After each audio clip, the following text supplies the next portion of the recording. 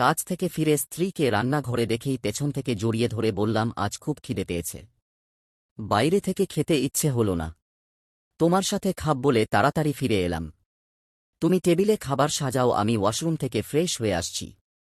দুজনে একসাথে খেতে বসব। আমার স্ত্রী জবাব দেয়নি। প্রতিউত্তরে সে শুধু অমায়িক হেসেছিল।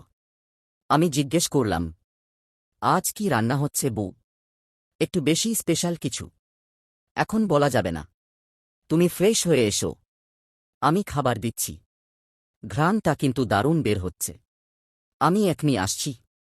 জাস্ট যাবার আসব। হুম। আমি টেবিলে বসতেই নাসিক্য ছিদ্র দিয়ে খাবারের ঘ্রাণ পৌঁছাচ্ছে মস্তিষ্কে। মস্তিষ্ক জানান দিচ্ছে স্পেশাল কিছু আছে আজকের খাবারে। বউ খাবার পাতে তুলে দিচ্ছে অবিলীলায়। আজ মাংস করেছ বুঝি? তাতে এত আড়াল করার কি ছিল বউ? উদাস মনেই জিজ্ঞেস করলাম আমি। আও খেয়ে দেখো না একটি বার। আজ স্পেশাল মানে স্পেশাল কিছুই আছে। শান্ত মনে এক টুকরো মাংস পুড়ে দিলাম মুখে। পরম তৃপ্তিতে চোখ বুঝে এলো আমার।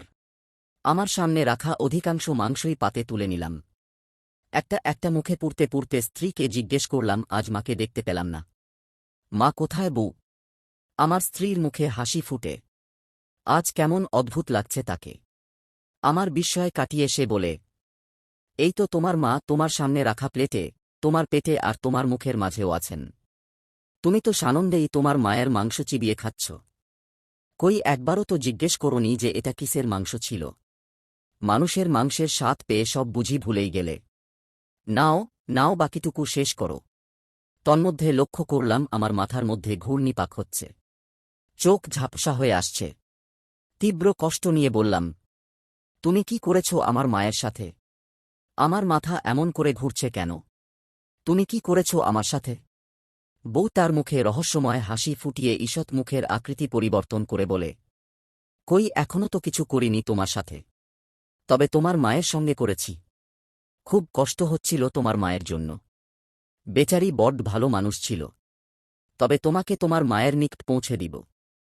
চিন্তা করো না। এতটাও কষ্ট তোমাকে দেব না আমি। যতই হোক তুমি আমার একমাত্র স্বামী। হা হা হা। ঘরময় ধ্বনিত হল এক নৃশংস হাসিতে। আর চেয়ে থাকতে পারলাম না। মনে হল সব অন্ধকার হয়ে আসছে। মূর্ছা যাচ্ছি আমি। অনুগল্প মাংস। লেখনীতে মাসুদ রানা।